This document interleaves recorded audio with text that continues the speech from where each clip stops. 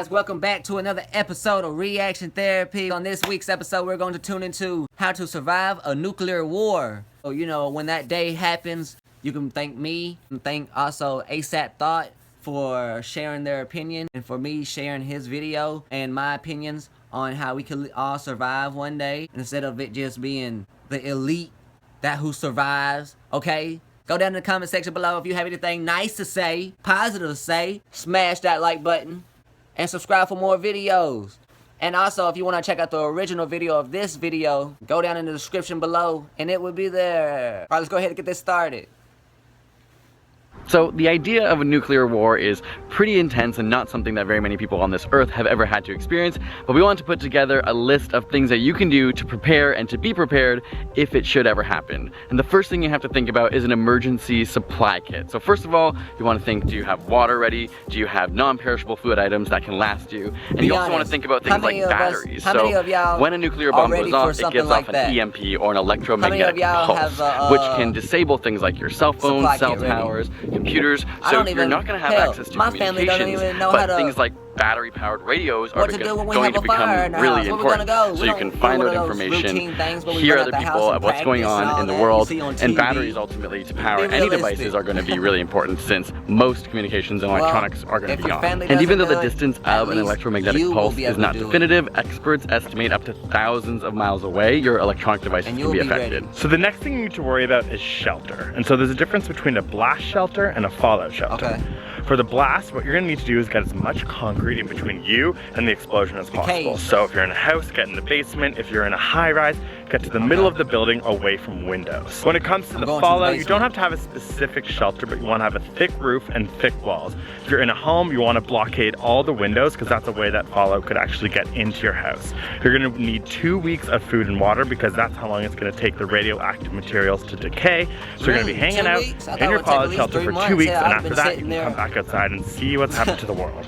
So let's say you're outside when the blast first goes off. Chances are you might still have some time to get in a better situation. So when the bomb goes off, the blast travels the first mile in 5 seconds and the second mile in the next 5 seconds and so on.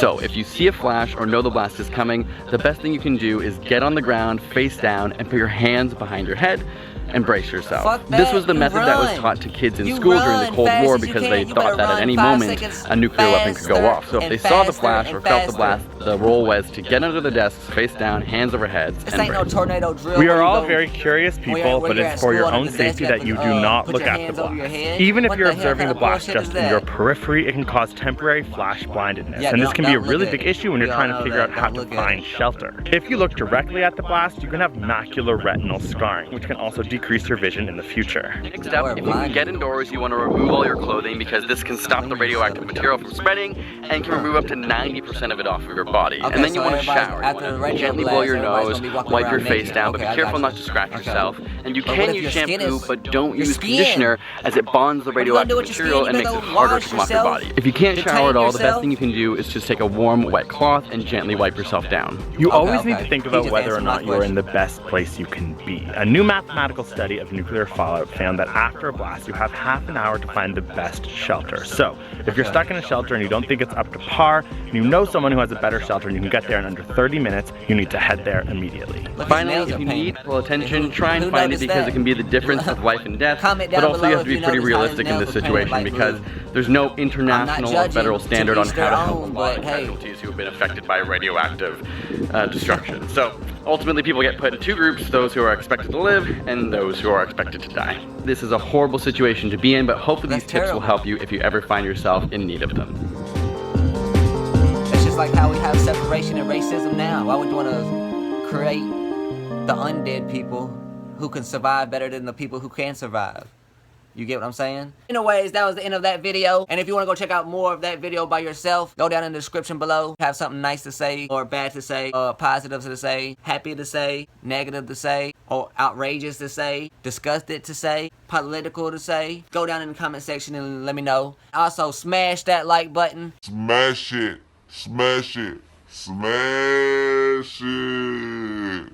Subscribe for more videos. We've got more coming, got more coming. Trying to do them every day, but you know, work is in the way. Until next time, Reaction Therapy with Big Clay, and I am out.